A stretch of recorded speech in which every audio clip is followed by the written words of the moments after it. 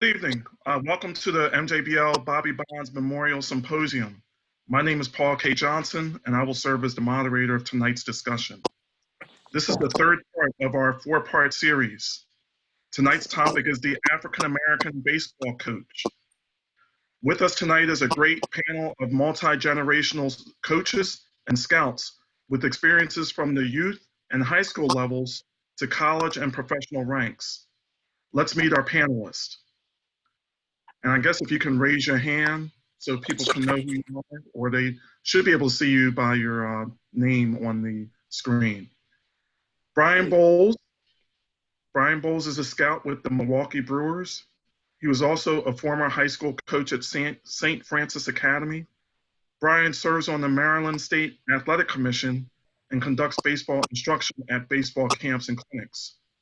You might have some sad news about the state of fall sports in Maryland. I saw that posted today, so it's unfortunate, but I think we understand why. Then we also have Coach Michael Daniel. Michael Daniel is the coach with the Charlotte Knights, a AAA team in the Chicago White Sox organization. Now I can see. He played 8 years of professional baseball and is the owner of Proficiency Sports Performance in Charlotte, North Carolina. Our next panelist is Stanley Stubbs. Stanley Stubbs is the Associate Director of Athletics and head baseball coach at Rusk College. He is a former scout with the Florida Marlins, now known as the Miami Marlins. Coach Stubbs has coached at several colleges, including Texas College, Savannah State University, and more. Our next coach is Terrance Whittle. Terrance Whittle is the head baseball coach at Stillman College. He also coached at Elizabeth City University and Virginia State University, winning CIAA championships at both universities. Coach Whittle is also a former scout with the Marlins and coached fellow panelist Brian Boles. Our last panelist is Coach Jimmy Williams. Jimmy Williams is the former head baseball coach of Howard University. He was a former professional baseball player and continues to coach on the collegiate level. Affectionately known as Jimmy O, he is also a MJBL Hall of Famer for his lifetime contributions to baseball and the MJBL organization. This was just a short snapshot of the experiences of our panelists. They will have the opportunity to provide more information about their coaching and scouting path to give you a more complete view of their journey. But before we get to this excellent panel with questions, let's take a look at the background of MJBL and the state of the African American baseball coach. Let's look at the slides. And this is our cover page for the Bobby Bonds Memorial Symposium, and this is our topic, the African American baseball coach for today. This is the third in a four-part series. You can go to the next slide. These are our panelists I mentioned before. Like I said, this is just a snapshot of their experience. We'd be here all day if we went through all of their bios, but they'll be able to talk more about their journey. Next slide, please. Okay, so Metropolitan Junior Baseball League is a nonprofit 501c3 organization. It was founded in 1966 by Dr. William M.T. Forrester Sr., who's the father of our executive director, William Forrester Jr. It was founded in Richmond, Virginia. During those days, there was segregation in the city, specifically with opportunities for our youth to play baseball. So Mr. Forrester Sr. started his own league to allow African American youth to play baseball. Today, we offer opportunities to all people, and it's a national organization and even reaching into international waters. And we provide, beyond baseball, we try to provide cultural and educational enrichment opportunities as well. You could go to the next slide. And this just talks about our mission. I'm just going to skim through our mission. Our mission is to provide a platform for primarily socially and economically disadvantaged youth to realize their self-worth through educational, athletic, and cultural enrichment programs designed by individuals who strive to connect these youth to the legacies of African American life, achievements, and institutions. And one of the topics that we're exploring is opportunities for Black baseball players. And as we've seen over the past few decades, there's been a decline in African American players at the professional level and even in the grassroots levels. So our organization is committed to rebuilding baseball in our communities and to bring baseball back to the Black communities. You can go to the next slide, please. So I know this is a small slide here, but this just shows the NCAA Division I coaching stats as far as breakdown of basketball, football, and baseball, as far as the different ethnicities, as far as participation on the coaching ranks. And as you can see for basketball, it's about almost a quarter. For football, it's less than 10%, and for baseball, it's a paltry 1.1%. Now, this does not include HBCU colleges, but there were only 3 coaches in, it looks like 2018-19 academic year of baseball coaches. And if you look back in the previous years, 17-18 and 16-17, you could see that those numbers were still paltry among the NCAA Division I. Okay. We can go to the next slide. And if we look at all the divisions combined, we can still see, even when you add Divisions 2 and Division 3, we double our number, but it only goes up to 7 out of almost 1,000, well, close to over 900 baseball coaches.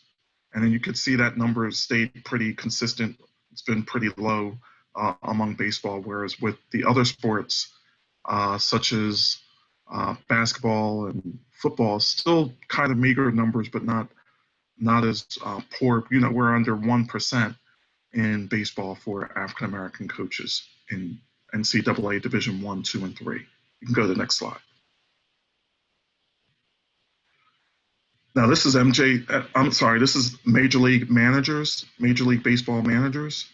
And as you can see, the latest figures for 2018, there were no African American managers. Now, some people say Dave Roberts, Dusty Baker was not coaching, was not a manager in 2008. And Dave Roberts, I think they may have him categorized under other or total people of color because he was born in Japan. But you could see the numbers of African American Major League managers is a paltry 1 or 2 every few years.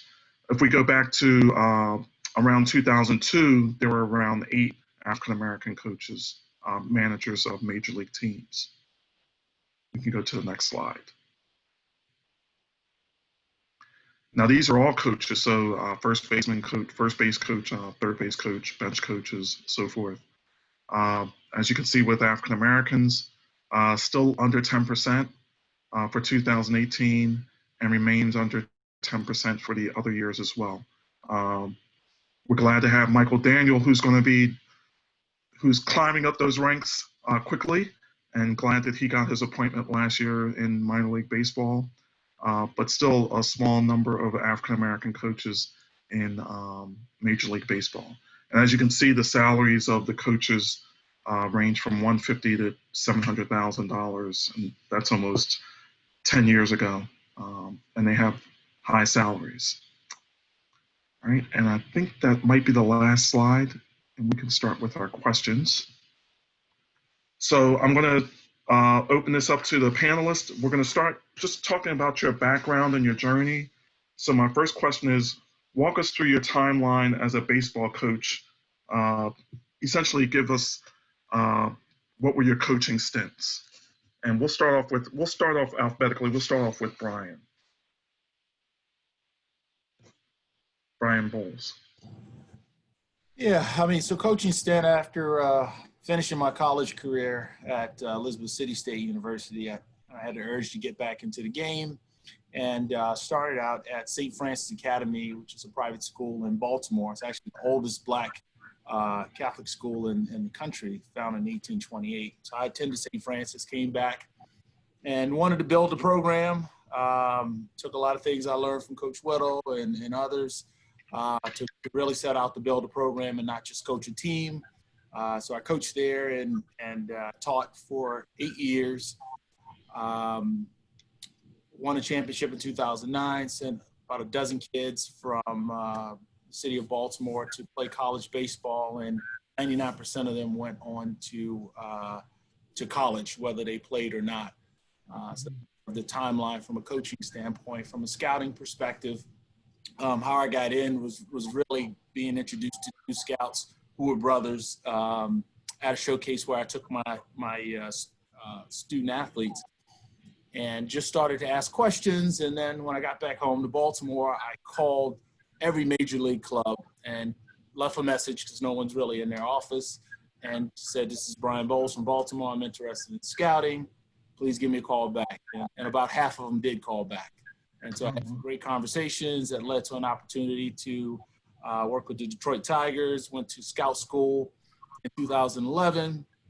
And after my time was up with the Detroit Tigers, I got an opportunity to move on and continue to scout with Milwaukee Brewers. So that's kind of a snapshot or timeline of my experience in baseball. Okay. Thanks, Brian. That shows a lot of initiative, especially going after that minor league, going after the scouting opportunity. That's great. Thank you. Let's move on to Coach Daniel. Hey, everybody. Thanks for joining. So, I started out, of course, as a player. It's funny. I grew up in New Orleans, Louisiana before moving to Charlotte. So, I had a chance to play for a Black organization in New Orleans that was, we were pretty much a powerhouse in the state of Louisiana. So, I kind of grew up around, Black coaches and mostly Black players on my team, and just had the love for baseball and continued to progress even though I played other sports. I got to high school. I moved to Charlotte in 8th grade, but I ended up going to high school, played, varsity baseball, varsity basketball, and got a scholarship to play at UNC Chapel Hill. So I went out, played there, focused on baseball. Ended up getting drafted in the 7th round by the Washington Nationals back in 2005. And played 8 years total. Had that dream to get to the big leagues as most people do. Kind of got to the AAA level. Had some good all-star years. I was a 3-time all-star kind of leading up to that, but got to AA, AAA, and everything just kind of started to stall out a little bit. It was kind of back and forth between the levels. Got released a couple times. I went to the Braves, went to the Rockies.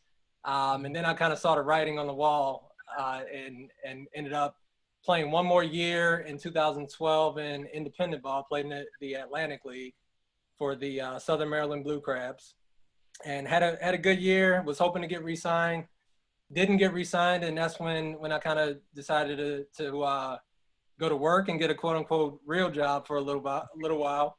But the whole time I did that, I stayed in the game. I started working with young players. I used to do it in the off season too, where I was training some young guys and, really found that passion and love for coaching. Just the ability to help someone else be as best as they can and use, my experiences, whether, positive or negative in the game, to help someone else. I really enjoyed that. And then I started my own training business called Proficiency Sports Performance, and really specialized in helping mostly middle school to high school age guys. Started getting some college guys in the off season and even a couple pro guys. And, was kind of able to get back into the pro world kind of that way. I still had the network. I still knew a lot of people from the game, a lot of guys in whether it was front office or, on the coaching side. But I was going to winter meetings. I started going to, I think the first one I went to was in Nashville back in, I think, what was that, maybe 15, maybe 2015 or something like that. And, just kind of reconnected with a lot of people that I knew from the years that I played. Just, I bought my own ticket. I, found a hotel. I would sit in the lobby and just kind of reconnect. And I did that twice. I did it back in Orlando also, and started getting my name back out there and my interest of getting back into baseball. And sure enough, this past offseason, just kind of out of nowhere, but it was also through networking because, you know, sports in general is big on networking. But, you know, I had a former teammate of mine who asked me about an opportunity with the San Francisco Giants at the time. And, you know, he's a guy named Antoine Richardson. Antoine is actually the first base coach now for the big league team with the Giants. And, you know, him and I were good friends, played back with the Braves. And that kind of got the ball rolling. You know, it was like I kind of went down the path a little bit with San Francisco, but he, you know, by him getting that major league job, it wasn't going to work with the minor league job he was looking to put me in, because he was actually he was a field coordinator, or it was going to be the field coordinator, and then they bumped him up to the big leagues. But just from there, I get a call from the Red Sox, and then, you know, about a week later, I get a call from the White Sox, and all of a sudden, you know, I start having these conversations, and the White Sox was a great fit for me, and ended up getting with them. So, you know, it was a long journey. It was like, I don't know where this is going to lead, but it's just making moves. It's just always like connecting with people, trying to keep a good relationship with folks, and just kind of see where it goes. That's great. Great story. Thank you. Yeah. All right. Next is Coach Stubbs. Yes, sir. Yes, sir. Good evening, guys. Thanks for having me. It's a blessing to thankful to my friend T. Witt over at Stillman College, man. I appreciate you for thinking of me and allowing me to be on this panel with a great group of panelists. My coaching career started in 1994 after I graduated from Lane College. I was a two-sport athlete there. I was a football player and played baseball as a catcher. And so I always knew I wanted to go to Jackson State University once I graduated from undergraduate. I wanted to go there coming out of high school, but my grades didn't allow it to happen. So, but, you know, God saw fit that on the back end, I'll get an opportunity to go to Jackson State University. So I went down to Jackson State University, and one of my good friends, the late Gene Young, God rest his soul, introduced me to Coach Bob Brady. Bob Brady was started coaching at Jackson State in 1972, and he's turned loose a bunch of draft picks. Most notably, Dennis Orkin Boyd and Dave Clark, who was the third base coach for the Detroit Tigers. Now he's the first base coach, just to name a few. Coach Brady was one of my mentors. They gave me an opportunity to start coaching, taught me a lot. I learned a lot from him. We were blessed, fortunate enough to win the 1995 Southwestern Athletic Conference Championship that year. I worked for him, and I worked under his tutelage for 4 years. At that particular time, around 97, I met a guy by the name of Robert Lucas, that's Bill Lucas's brother, who's an former executive for the Atlanta Braves. And Robert Lucas and I became real good friends, and we would hang out, and I'd pick his brain about, you know, coaching, because I wanted to be the best that I could possibly be in the game. And he said, you should, the Atlanta Braves has a scouting program I think you would enjoy being a part of, and I think you'd learn a lot. He said, you ain't got to go just to become a scout. He said, but you can learn how to grade players, and then it'll give you an opportunity to meet some guys in the scouting area in the Braves organization. So Ralph Gore was there. Jose Hernandez was there. Dayton Moore, who's the general manager for the Kansas City Royals, was in the Braves organization at that time. Derek Latinier. So I had a chance to rub shoulders and meet a lot of guys that helped me learn how to recruit and grade players. So it was very beneficial for me at that time. And after I left Jackson State, I knew I wanted to be a head coach, and just God just blessed me with an opportunity. The Payne College job came open, and I accepted that position. And in year 2, we were able to win the Southern Intercollegiate Athletic Conference Championship.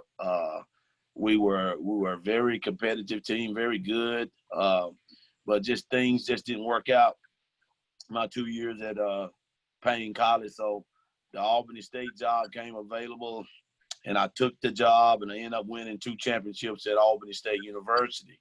At that particular time, I stopped scouting with the Braves and got a job with the Florida Marlins, then Florida Marlins.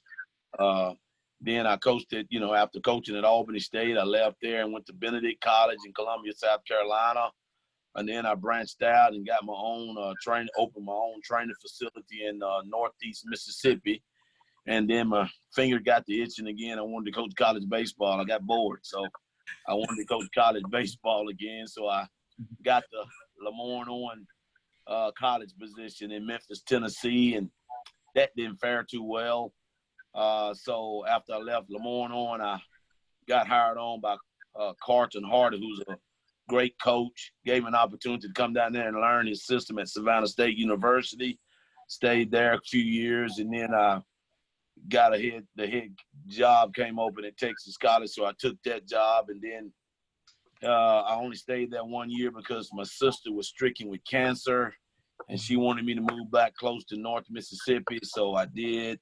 And the Russ College job came open, and I took it. And upon working at Russ College, I was in Birmingham recruiting, and I met a guy that I met a long time ago down in New Orleans, Louisiana, Eric Robinson. He was scouting with the Seattle Mariners at the time, and he and I became real close, and we just reconnected, and he gave me an opportunity to start scouting with him and just following him around, just continue to stay fresh in the game of Major League Baseball. So I'm very fortunate to be able to be in those guys' company, man. So that's my timeline, and I'm just grateful for any opportunity that I've ever gotten, and I'm just very blessed.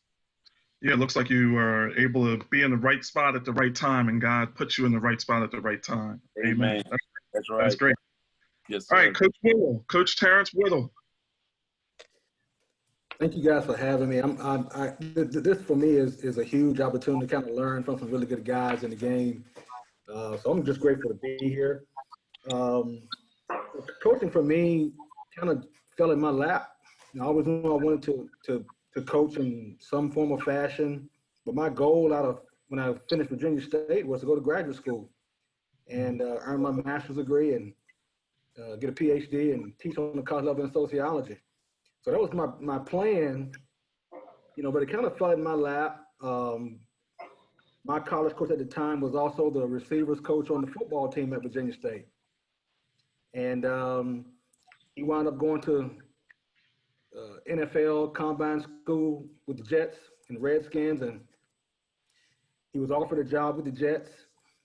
And before he left to go with the Jets, he recommended, unbeknownst to me, he recommended me for the head coaching position at Virginia State. And I had just graduated that July of 1994. And a month later, I was the head baseball coach. 23 years old, and probably, if not the youngest, one of the youngest coaches in Division II at the time. And so it was really a transition for me from going to playing with, 15 or 20 guys that were my teammates to now coaching half of those guys. And so it was just a work in progress for me at Virginia State. And so it really became a huge, huge influence to me. I kind of leaned on guys that were older than me. My first hire was a guy that I knew when I was in high school and had been coaching 20 years. And so I'm a firm believer of surrounding yourself with people that look and know just as much or more than you do in this game. And so to hire a guy who had 20 years of coaching experience was a huge, huge benefit for me.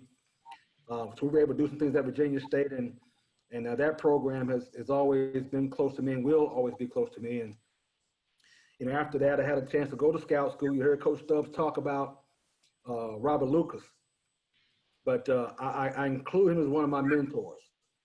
My first year at Virginia State, we were in a tournament in Atlanta, and I was green. I didn't know anything. I wasn't an assistant coach. I had no tutelage whatsoever. And so he came up to me and asked me for a roster. And the roster didn't have birth dates on it. So he couldn't tell how old a guy was and where a guy had been, that kind of stuff. And so he was offering me some advice on organization and administration of your program. And so shortly after that, he too introduced me to scout school with the Braves. And so I had a chance to do that and go to scout school with the Braves. And an opportunity came out of that for me to go to Germany and Austria. And so that's how I was able to move in that direction, to go international because of the scout school with the Braves. And so, I did that for about 18 months and would have stayed longer, but yet, my son was being born at the time. At the time, my wife was pregnant with my son, and I wanted to be close to home. An opportunity came up at Elizabeth City State. And we reached out and we talked, and a month later, I was named the head coach while I was still in Germany, actually. And so stayed there for 16 and a half years, and I really grew up as a coach at Virginia, at Elizabeth City State. Met a lot of people. I had a great ride there and had some fantastic players. Obviously, you guys are witnessing one of those kids right now, Brian Boles. So I'm just grateful that I had an opportunity to get that experience at Elizabeth City State. And, then from there, obviously they disbanded the program. And so obviously got a call. Was in Charlotte for a while and helped run a post-grad program. So I met Mike in Charlotte. And so, and obviously I got a call to come here to Stillman. So I'm just grateful for the career I've had thus far, and wouldn't trade it for the world. Met a lot of people, influenced a lot of kids, and I learned from a lot of kids. And so I'm just grateful to be here. Thank you, Coach Whittle. Thank you. And last, Coach Jimmy Williams.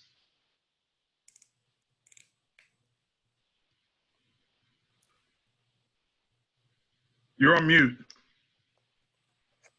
Yeah, you're on mute. We can hear you now. I just want to say, how did I get here? And it's been a long road, and I'm just so thankful for John Lewis and Jackie Robinson and Martin Luther King and all the people, all the non-Black people that made it possible for me, because I came along as a pro athlete before the draft came. I was in the last year before the draft came about in 1964. So my coaching started way back when I started first playing baseball. It's almost like I could say when I was 12 years old, because you're learning all the time. And I didn't have the knowledge, or I didn't have the inclination to be the goal of being a major league manager or college coach until later on, because I play, and I found out a lot by playing ball. I started out, I'm a Washington, D.C. native. I grew up right in downtown, right in D.C., and I'm a product of the Washington, D.C. girls and boys, which really is what we're trying to do here, is give kids the opportunity to play and don't have to fork up so much money. So after playing in the boys club, it got me going on. I did the Sandlot thing. I went to Eastern High School, won a championship there, and I was fortunate enough after the American Legion season to get signed by the Baltimore Orioles, and was offered contracts from 3 other teams, but I chose the Orioles. And from there on, I went on to play professional baseball with the Orioles for 4 years in that farm system, 2 years with the Dodgers organization, where I played with a lot of great players, and 3 years with the San Francisco Giants, AAA ball in the Pacific Coast League. So that was I got a real good nucleus for trying to learn the game, right? But I got a big league contract for San Francisco after a big year there in the Coast League. And what a dummy I was. I took a job to go to Japan. But it wasn't really a dummy. But when you look back, it's easy to see. But if I had to do it all over again, I probably would have done it. If I'd have done better, I wouldn't have said this. Didn't hit that ball good enough. So I went to Japan and played and came back out. That was like after 9 years of struggling in the minor leagues and getting a big league contract. I scuffled around for like another 7, 8 years, played 16 years finally before I got my release and finally came back home and started working. But I did do a lot of coaching on the sandlots. Okay. Now I finally got a coaching job at the high school level in Montgomery County here. And, so I was helping a lot of guys with coaching around the high schools. And after that job got me a job at the University District of Columbia, 4 years with Mr. O'Leary, the head coach, and we're still friends today. He's a graduate of Old Dominion and World Series. Spoke with him today, a lot of insight about the game. So after UDC, I they dropped their program, and I just went on back to work and started coaching them back on the sandlots again. And I was offered opportunity to umpire, which I turned it down. I said I'm not ready for that yet. Which I'll get into that story a little later. But went back to work, and like Coach Whittle said, it kind of fell in his lap. The Howard University job came up. I was recommended by a great friend of mine, Glenn Harris of WHUR and Howard University. He really talked for me at getting that job. Okay, so I coached Howard University for 3 years before the program was dropped. After 3 years, I coached there year 2001 and 2, and got a chance to play against Coach Whittle in Elizabeth City, and they kind of ran us off the field that day. But anyway, getting back to Howard University, after that was over with, I immediately got a job at Prince George's Community College, which is in Prince George's County, Maryland. And I've been there since 2003. So right now it's this is 2020. So I've been there like 16, 17 years. Fortunate enough to have a great bunch of guys there, good coaching staffs. And we went to 2 College World Series while coaching there. So, and one last place, I did get to go to the DC Grays, the College Summer League, Cal Ripken Collegiate Summer League, which I've been coaching there for like the last 6 or 7 years, getting to see a lot of good talent. A lot of guys signed out of that league. So I've been real fortunate to stay at the upper level of college ball in the Cal Ripken League. So that's my coaching thing now. Prince George's Community College now, and also the DC Grays and the Cal Ripken Collegiate League in Washington, DC. Thank you. Okay, thank you, Coach Jimmy. All right, this is a question open for everyone. What opportunities and/or challenges occurred as you progressed through your coaching career? So what were some of the opportunities or challenges? And you might have touched on them already, but so if you think it's redundant, just briefly touch on it again. But what were some of the opportunities and challenges as you went through your coaching career? This is open for anybody. If I may, to some things that kind of stick out, you know, for me, you talk about opportunities that you have. You know, I've had some opportunities both at Virginia State and Elizabeth City State to serve and work with the Division II National Championships on the D2 committee. And to serve as chair of the region. And so our conference had never, the CIW had never had a representative to serve on the regional committees or on the national committee. So the league office kind of reached out to me and asked me to take that on as a representative. And so there were some challenges that I faced along the way. Being able to see how politics work at the postseason level when it comes to postseason play and selection and so forth. So I ran into challenges in terms of being able to be an advocate for HBCUs who were qualified to participate in postseason play. Obviously based on strength of schedules, competition against opponents, common opponents.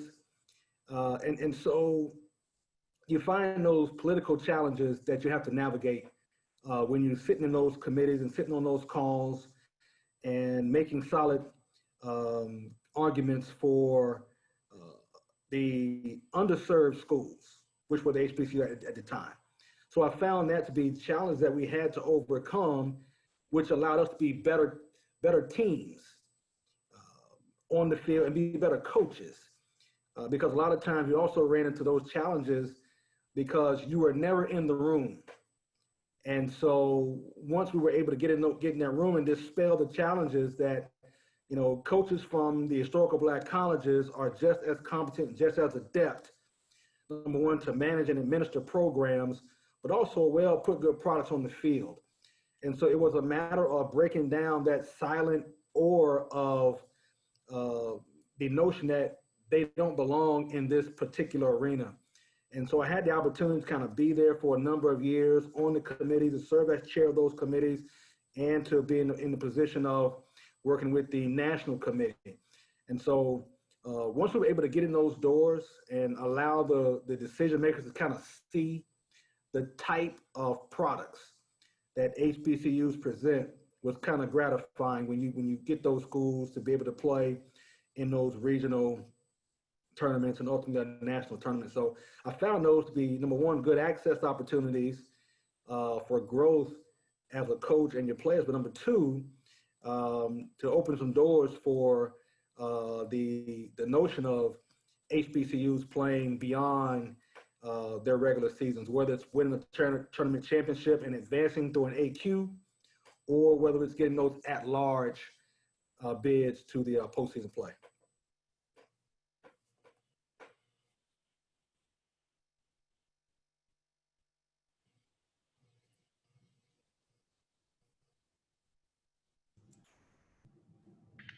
Oh, okay. I'm sorry. I was muted. Anyone else on opportunities or challenges that they faced throughout their coaching career? Can you guys hear? Yeah, Okay. yeah. For me, my challenges has always been facilities, other than my days at Jackson State, Albany State. Well, at Albany State, when I got there, the president asked me what would it take to win a championship, and I alluded to her that, first of all, I got to have a facility that would be attractive to be able to recruit the top tier student athletes. And she granted my wish and was able to build a nice facility down at Albany State. But when I went to Benedict, was playing at a high school field. Same as Lemoyne on. I mean, they had an opportunity the city was trying to give them a facility, but they didn't aggressively pursue it. And so therefore we had to play at City Park, which I still went out and partnered with an organization where we raised money and we extended the dugouts and blocked them in and just put some windscreens out there to try to beautify the facility. And at Texas College, I had to drive nearly 15 miles to practice every day. And that was just very, very disheartening as a college baseball coach. And now here at Rust, we have the luxury of having our field on campus, but you know, the field was so bad out of shape that, you know, we had to go raise some money and build some relationships with some people here in the city that has helped us. The Bank of Holly Springs donated a certain amount of money for us to put an outfield wall up. And then I met some other people that we were training their kids, their players, me and Coach Bates. And, you know, they helped us put the dugouts up. So, I mean, we just built some relationships. And so I feel like the job here at Russ is going to allow us to really, really, build our facility the way we want it, and just try to fix some issues that needs to be fixed so we can recruit those top-tier student athletes that we're trying to pursue. Right. Thank you for that perspective. I know facilities have been a commonality with a lot of HBCUs and It's smaller. tough. It's a tough song of gun. I was fortunate to be at Coppin State. I'm representing for for a year, and the first year we were practicing at a city park as well. I don't know if that's changed since then, but thank you. Anyone else want to chime in on this before we move to the next question? Challenges or opportunities in your coaching career?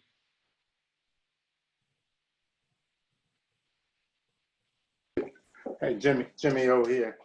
Yeah, Okay. talking challenges. I was thinking more about challenges with the coaching aspect with players and everything. But talking about that field situation, really, I need to touch on that. At Howard University is one of the reasons we were named in the reason that they dropped the program was because our home field was like 27 miles away from the field. Yeah. Matter of fact, we shared the same field that Coppin State did near Baltimore, Washington Airport. So that was really strange going out from D.C. all the way up there, and we had a field right across the street that Howard they used to use at Banneker Field, right across the street on Georgia Avenue. But the relationship fell through, so we didn't get to use that field. We couldn't even practice, and the field was literally right on the campus. So we had to, find places to practice other than Joe Cannon Stadium, where 27 miles away. We never would go there to practice, but we would go there to play. So that was one of the real challenges for me at Howard University for 3 years, because we didn't have a field, and that is one of the reasons they dropped the program. So I just definitely wanted to get that in. Thank you. A lot of people, they dropped the program, and that was it. No field under their control. Right. Brian, either through your coaching or scouting, any challenges or opportunities that you faced? I mean, I think generally, there's a commonality with the limit or the lack of resources. And so, that's always been a challenge. That was a challenge for me, coaching at the high school level.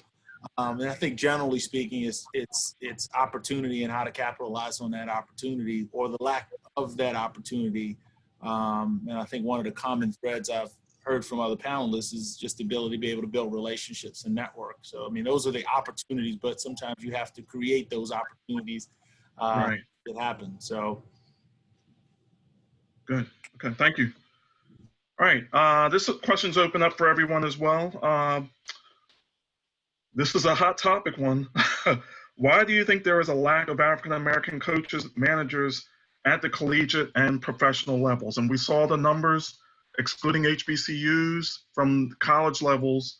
We saw the low numbers. Why do you think there's a lack of us being represented in the collegiate and professional levels? This is open for, let's start with Coach Daniel. Daniel.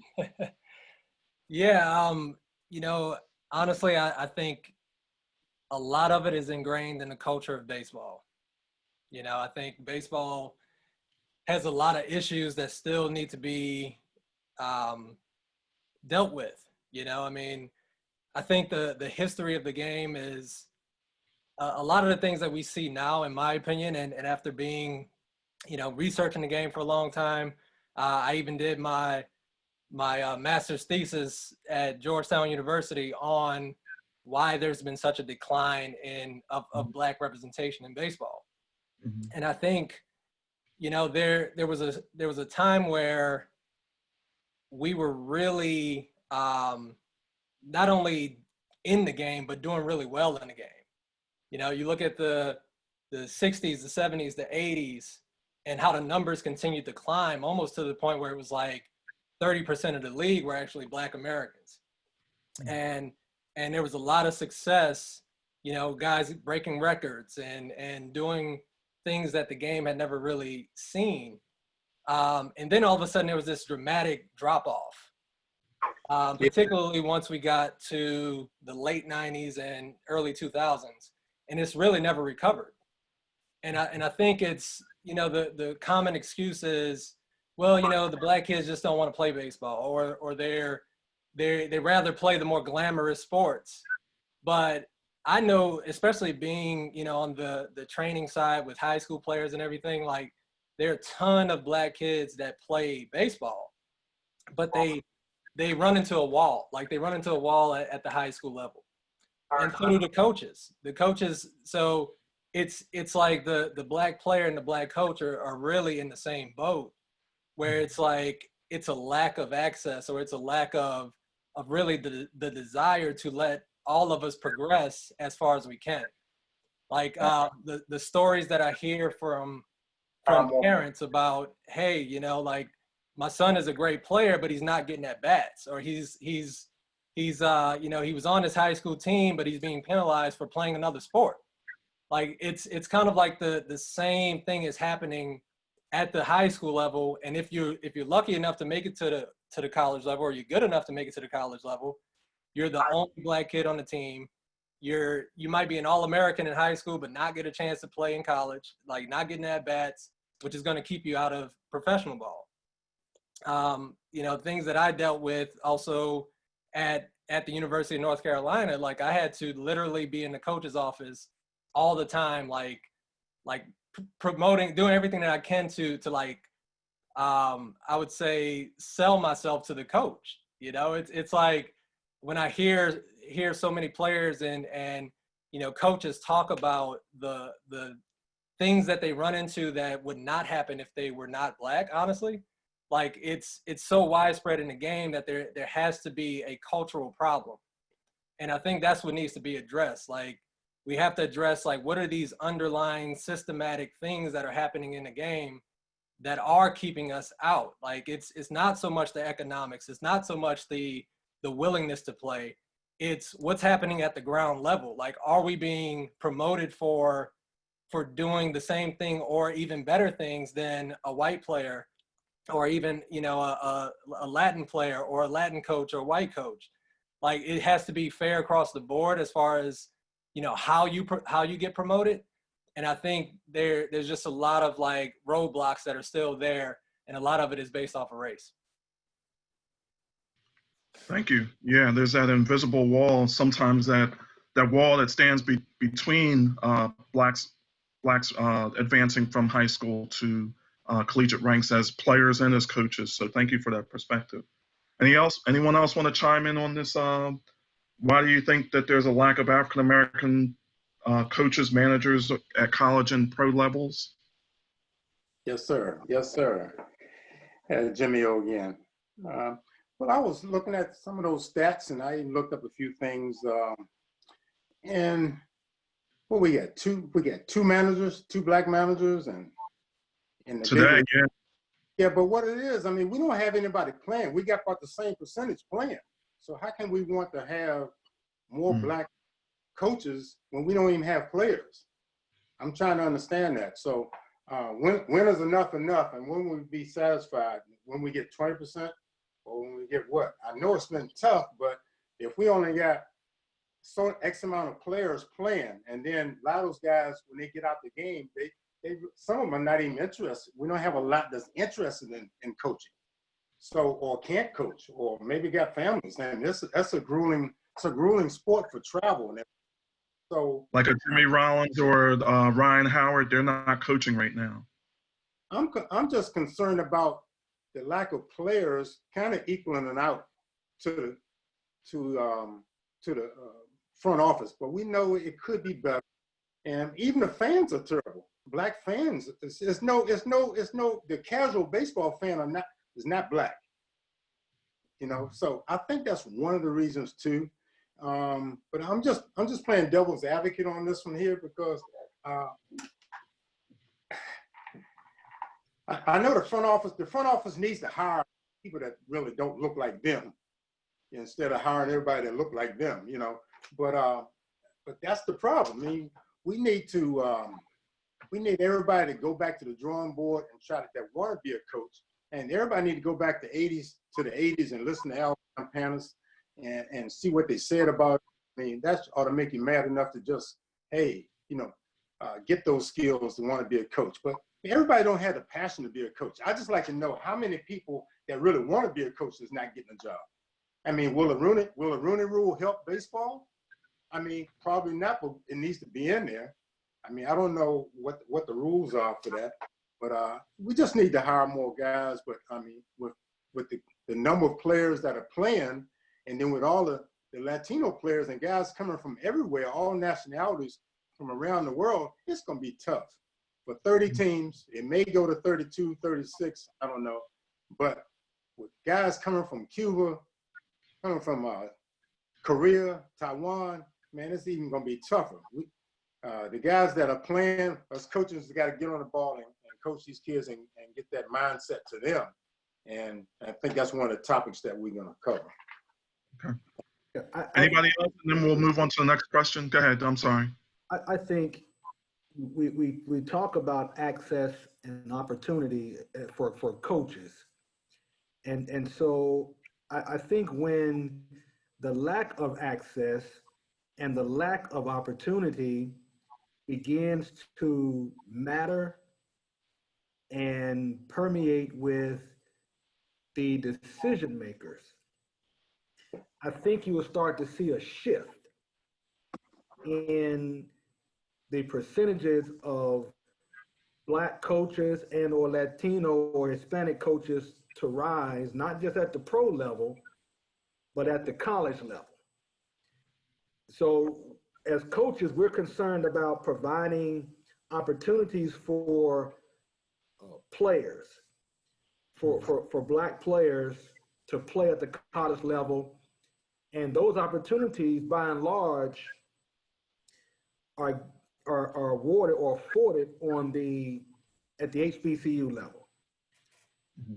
But when the decision makers, meaning the athletic directors and the presidents, I think when they start to embrace and care about the lack of diversity amongst coaches at the Power 5 schools, the mid-major schools, and you start to see that shift at some HBCU schools. There's only one Black head coach in the MEAC. And so that shift is starting to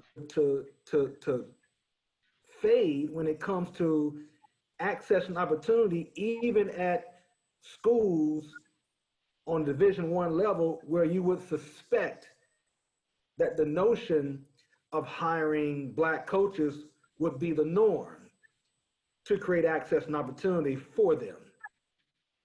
But for me, I think the issue of intent, what is the intent of the presidents and administrators who have their thumb on the selection process of these coaches at these institutions, whether they be the HBCU institutions or whether they be the PWI institutions.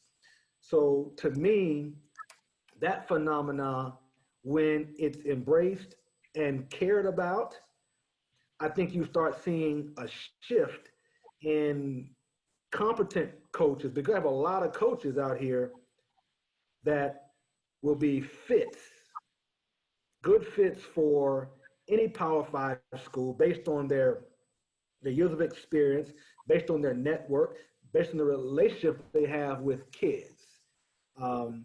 So that's just what I see that really has to happen in order for that dynamic to start changing. Administrators, presidents, those people with their thumbnails on that process also have to, this can't be us as coaches across the board, but the decision makers also have to embrace, hey man, there's a lack of access and opportunity here. What can we do about it? And what can we put in place to make sure that coaches are getting their fair shake? You know, some coaches don't even get interviews at the Power 5 schools or the mid-major schools.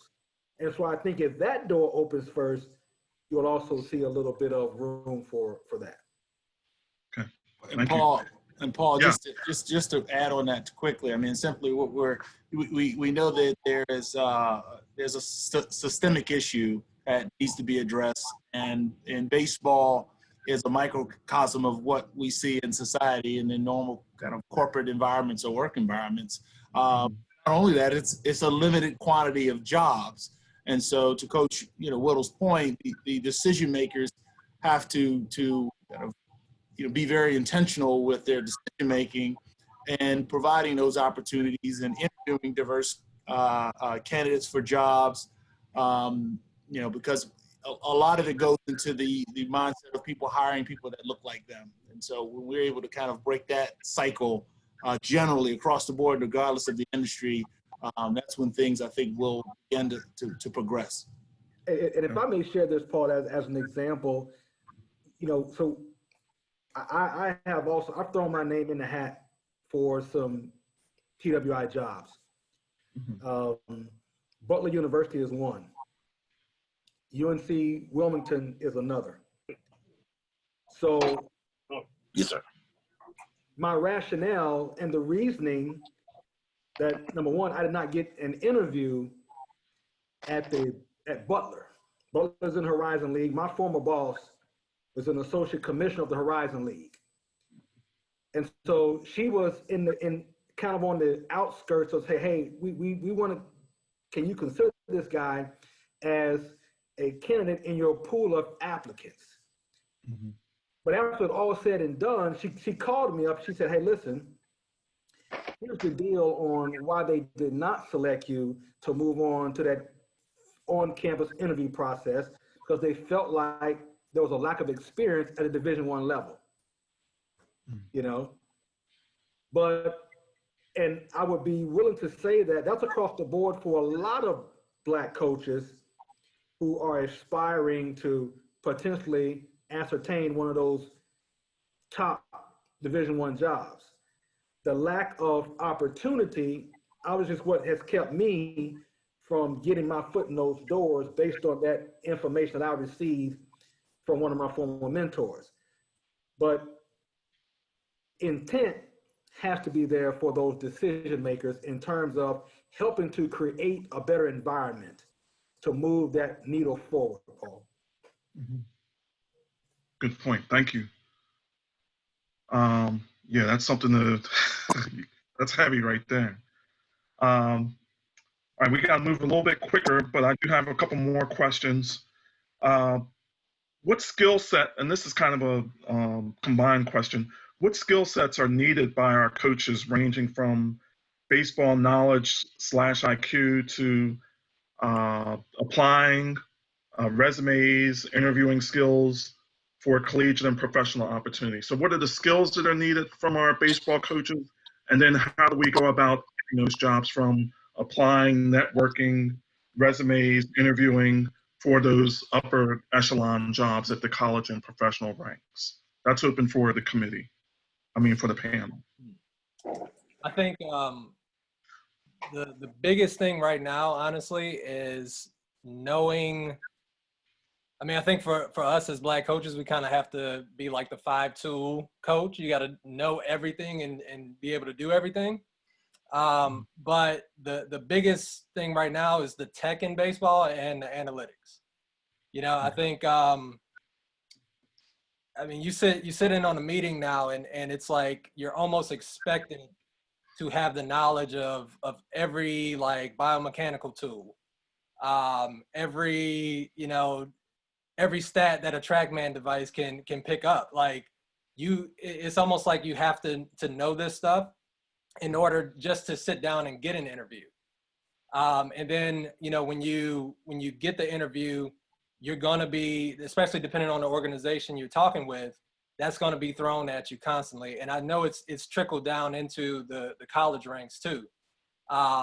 Things are becoming more and more technical, more and more, data oriented.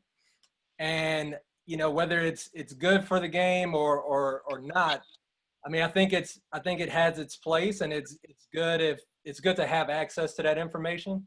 I still think, a coach has to be able to relate to players and still establish relationships and have a player be able to be his best self by having confidence and things like that. But I think just to get a seat at the interview table, it's kind of like, if you know those new things that have kind of come into the game, it can really help. Okay, good. Thank you. Anyone else want to add their perspective, either skills or you submitted the resume or you've done the networking? What's next? What's the next step? Oh, boy. Hey, Paul, can you hear me? I can hear you, Jimmy. Okay, I can say they always tell me I'm muted, man. Oh boy, hey, when I'm not on this thing, I can talk forever, man. I tell you what, they tell me I talk so much about this game. I nitpick a lot, and I remember talking to a front office guy one time. A lot of guys turn in their resumes and everything, and they don't follow up. You know, you got to follow up. You know, and of course you got to get a good resume in there. Coach said you got to have the knowledge. I mean, we got analytics when we don't have analytics. When I coach, I'm coaching with analytics because if you're a good coach, your mind is always. If you don't remember the opponent, you're not coaching. If you're not watching BP or you're not watching infield, you're not coaching. You got to do everything you can to win a game. Some colleges, it's okay to be competitive as long as you keep the guys safe, don't break no rules and all that. But when you get in a program where you got to win, in order to win, you got to have a winning reputation. And the only way you're going to get it is to do things the right way from the get-go, which is you got to nitpick every little thing. I mean, a lot of coaches tell me, say, Jimmy, they didn't play like you. They didn't play the level, but it don't matter. I want you to be as smart as Derek Jeter. Maybe not as good as Derek Jeter, but I want you to be smart as him. There's no reason why a coach can't be smart. I mean, I don't know where it is today.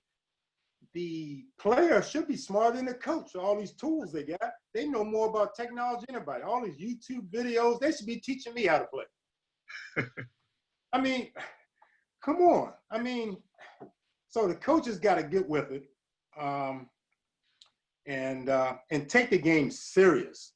The game has got to be serious. Wins, losses, and ties, man. You got to get over there. Even your best coaches just barely get over 500. You check it. It's hard to win in any sport. And for a coach to be just kind of lackadaisical and don't, just go out there and just play the game, if you don't have any passion to go to the next level, I mean, you should have this passion even if you're just trying to win a rec league game, But I just think that the coaches got to get more serious. And he need to get the players more serious, okay? And join these coaching associations, get around people that know the game, and just start. Like I said, you can be self-taught in this game. You just got to be able to watch baseball and listen, pay a damn attention. All right.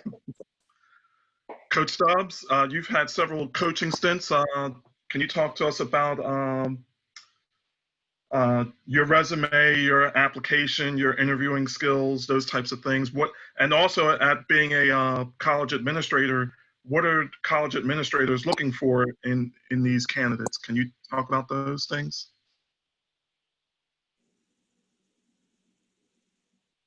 Coach Stubbs? Yeah, I'm sorry. That's okay. I was bombarded by about 14 players. I'm just trying to figure out where they are, why they haven't been in the weight room, why they ain't hanging out with each other. So I apologize, guys. Yeah, as for me, it's all about preparation. I was just hearing what Coach T. Witt was talking about earlier about getting turned down for some opportunities. I knew he was well qualified for those opportunities, but we just don't get those opportunities for whatever reason, man. And it kind of burns me up because I know that we have some qualified black coaches that could take those jobs and be very, very successful with them. But my thing is just make sure that we prepare, and over-prepare. Just make sure that you know that you're ready when the opportunities come. I like to try to prepare my players. Got to be well-rounded. Also, you got to make sure you're meticulous in so many areas, and just paying attention to detail. From an administrative standpoint, I just learned how to latch on to some of those successful administrators and just try to pick their brains on the ones that are successful, and just try to figure out why they're successful and use what's going to make me successful. And I'm always on the phone calling other coaches and administrators, just trying to find ways to make myself better. So my biggest thing is just make sure that we're well prepared and that we're trusting the process and just working extra hard, just putting in a lot of work and time and effort. Okay, thank you. Mm-hmm. I'm going to ask one more question because I see that our chat is blowing up over here with people making comments and having questions. So I'm going to ask one more question, if we can keep it brief, and that way we can get to the comments and questions from our audience. That would be great. So a college baseball senior walks up to you and is interested in being a scout or a coach, or a high school coach walks up to you and interested in being a coach and wants to get to the next level. What advice would you give to them? This is open for the panel. Let's start with Brian, because he's a scout and Sure. has also been in high school. So I think it really, Jimmy O mentioned kind of the ability to be able to network, get in the room, get in the right places, look at the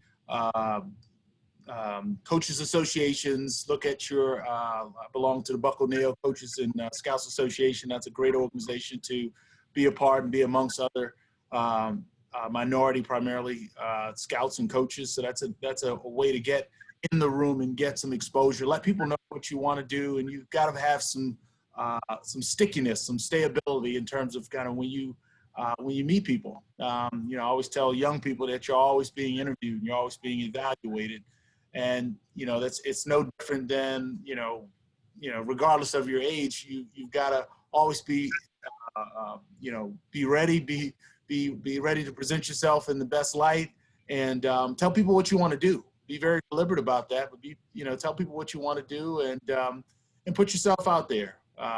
That's kind of my advice, but really that relational networking ability will be key to opening up opportunities. Okay, good. Thank you. Anyone else want to add to that? I know we've kind of gone over that topic before, but if you want to add anything else. Yeah, I think like Brian said, definitely the networking piece is huge. I would say also we kind of live in a time where you have the ability to almost self-brand, and I see where, especially in today's game, you see a lot of guys who maybe had their own facilities or had their, kind of like me, even though, I was a professional player at one point, but I've seen where, the coaching opportunities kind of came from what I was doing as an individual and kind of working with young players, so like even when I was in my interviews with the various teams, they were asking me questions about what I was doing, from a training standpoint. And I think there are a lot of things that are moving in the direction, like say, for example, if you're interested in being a hitting coach or a pitching coach, no biomechanics. You don't have to have a PhD in it, but to be able to talk about the various things that are talked about from a biomechanical standpoint, it just opens up ears and eyes, and I think as the game continues to transition toward almost more of like a scientific game, you can learn that stuff on your own. You can literally, fortunately, my background in school was exercise and sports science, so I kind of knew how the body worked and knew biomechanics and things like that. But to be able to communicate it with a player is a very, very like valuable skill right now. And I think if you can do that as a coach, if you can learn those things, if you can have something on your resume saying that, hey, I did this and I've done this for a number of years or whatever, it really stands out. So like you can really self-brand yourself before, and then they'll come to you. Thank you. I totally agree. You heard Mike mention communicating your knowledge to a player, but I also think guys that are wanting to get into coaching, to be able to communicate across the spectrum with not just with your players, your team, but coaches that you're working with, maybe your staff, the administration in particular, being good communicators with your administrator, knowing what is expected of you. And can you align that communication with the overall mission of the institution, and being able to communicate with parents of the student athletes that you're recruiting or in your program, and then also to be able to communicate with your constituents, the stakeholders of your organization, because you're going to be depending upon them for support. And so you want to be able to communicate your vision and communicate your ideas and what direction your program wants to go. And I think that's huge, is if you can communicate across the spectrum, not just in one small window, I think you have a leg up as a coach. Okay, thank you. Let's move on to some questions. Oh, go ahead. I'm sorry. Let me get one more in there, okay? Can you Okay. hear me? Yeah, I can hear you. Look, I've put in a few applications before, way back. I wish I'd done it a little sooner. If I'd have put my application in as soon as I got out of pro ball, I think I would have got a job. But I waited a little bit too much. You know, I went back to work and started doing this because I had a good government job, you know. So, but there's some things about, I might even mention it to you a couple times. If you're applying for a job, I mean, you need to do your homework on all the schools that you're applying to. Try to find out all you can about them. Watch them play and everything. Of course, you need your experience. But the biggest thing now, talking with a top scout with the Nationals, the first thing he asked me was, "Do you speak Spanish?" You know, so I would tell a young kid, learn a language other than English. And Japanese, Spanish, I mean, who else is playing baseball? Korean, Chinese, or something. Hey, if Kobe Bryant can do it, I know we can learn one. I mean, this is for the younger kids. I mean, that is really a way to get in the coaching. If you can speak another language or try to learn, especially the high school kids, you know, a lot of them are taking Spanish anyway, but they might lose it a little later. But that's one thing. And don't they have a theory on coaching in college? Don't they have classes in college on theory of coaching? Yes, they do. Yes, they do, because I took that class in college. So, I mean, we can also make sure they, try to get that going. I mean, they don't have to be a great player. It might not even be a player. But we trying to get to guys that we trying to get our young men and women in the front office or whatever. We talking about baseball players, but we talking about non-baseball players. So that language thing, I think, is a big deal. Okay, and the theory of coaching, there was something else here. Of course, the experience, and another thing, they're looking for guys with degrees now. They don't want old guys like me. They don't want 50-year-old guys anymore. They've taken the young guys, so the young guys really got a chance now if they can get their stuff together and be sharp. Okay.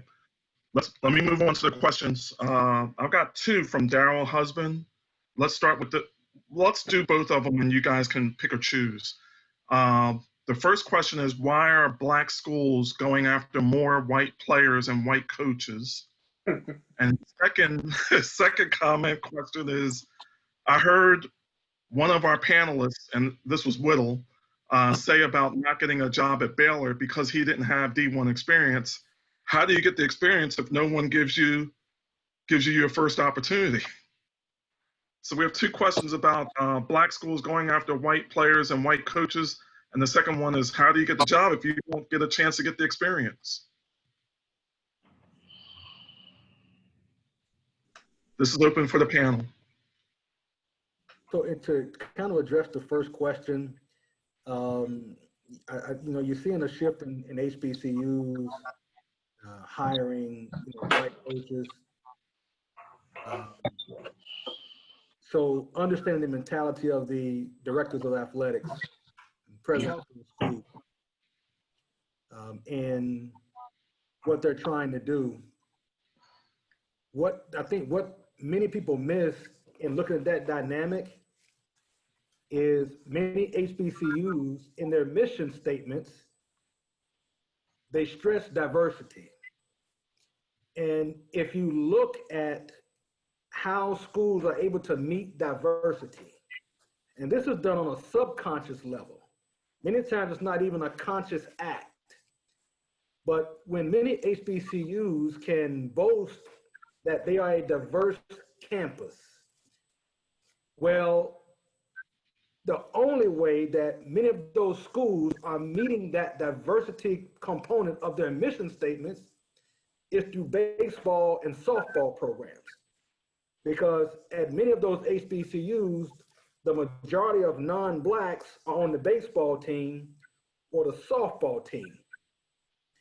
And so you have many coaches of those HBCUs who are non-Black coaches tend to recruit what they feel like, or they look like, or are comfortable with. And so now you get administrators who kind of embrace unconsciously that idea, you know, of we don't want to just look at the Black coaches, quote unquote, their mentality is that we want to find the best fit for our program, which for me, as we say in the streets, is code for we want a white guy. You understand? Mm-hmm. And so a prime example of this is North Carolina Central, and I'm not throwing them under the bus by any means. But at that time, when my mentor, Coach White, Henry White, he's deceased now, God rest his soul. Mm-hmm. But when he left North Carolina Central as the head coach, there were 32 applicants for that job, 32 Black applicants for that job, and 5 of them were pro guys. No one got an interview. Of those 32 Black applicants, no one got an interview. We close at midnight. You understand? So the mentality is that we want the best fit for our programs, and to me and to a lot of folk, that's code we want a white guy in here. Number one, to help increase certain numbers that we're trying to get to move that pendulum forward with diversity. So a lot of times that's what we have, and I think that shift is coming to HBCUs. My opinion, that's a great statement there, T-Wit. My opinion, it's all about federal dollars. They feel like if they can diversify their institution and diversify their sports programs, they feel like they're more quickly to receive more funding for those particular entities. I was passed over, I'm not gonna mention the school name, but I was passed over 2 jobs, and I knew I had the qualifications for these jobs. One was a MEAC Division I school, and one I knew I just had the job at a SWAC school. And the athletic director at the time of the SWAC school had assured me that I was going to get that job. He had me to fly in. He set everything up. I met the committee persons. And then the president at that time stepped in and took that job and gave it to a white guy, all because the white guy had resources and his sister-in-law was over the energy program for the state of Mississippi. And so therefore they were able to renovate their stadium and get lights. The other job, they went and hired a white guy because he had 20-some years at a major Division I institution. I just feel like we as a HBCU institutions, I'm not prejudiced by any means, but we've got to start doing a better job of taking care of our own people, because we can't go and get the UNC Wilmingtons, the UNC Chapel Hills, and the Clemson. We can't get those jobs. But why would you take qualified candidate and overlook him that's a product of an HBCU and give it to a guy that never stepped foot on an HBCU campus. Guys, I have a serious problem with that. It is morally wrong. It is unethical. It is just flat out wrong. Because if we don't take care of our own people, nobody will. And that's just my opinion. Okay. Thank you. I totally agree. I'll just kind of add. So when I was coming out of high school, I was offered pretty much almost a full ride at North Carolina A&T.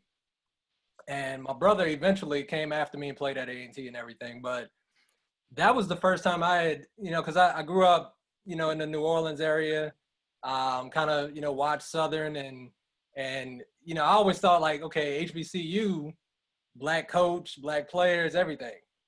And I remember when, A&T was coming after me, it was a white coach and like mostly white players.